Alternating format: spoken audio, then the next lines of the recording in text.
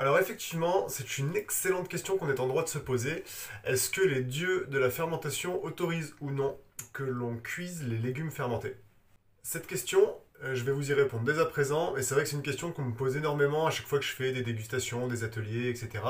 Et là, on me la pose encore plus depuis que je fais des vidéos de recettes sur Internet, parce que effectivement, je cuis souvent mes légumes fermentés dans les recettes que je propose. Et donc effectivement, quand on cuit les légumes fermentés, on perd tout le bénéfice probiotique puisqu'on va tuer toutes les bactéries qui sont présentes dans notre bocal. Alors vous allez me demander pourquoi je me permets de faire ça alors que je suis sans cesse en train de vous vanter les qualités probiotiques de ces produits.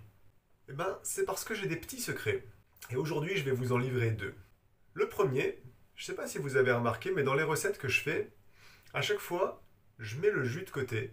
Je fais ma recette avec les légumes, je les cuis, je les fais à la poêle, au four, etc. Et à la fin, quand je vais servir mon plat, je vais remettre cette sauce par-dessus. Et elle aura conservé toutes les qualités probiotiques qu'il y avait dans le jus.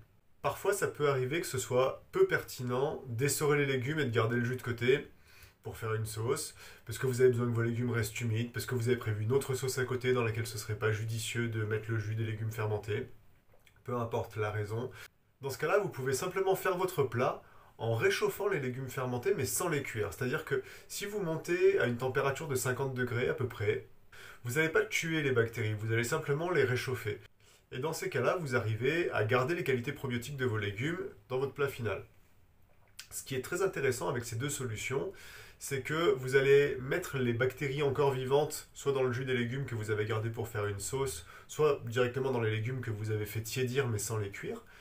Vous allez garder ces bactéries, vous allez les monter un petit peu en température, vous allez les exciter et vous allez en même temps les mettre en présence d'autres légumes végétaux qui eux n'ont pas fermenté.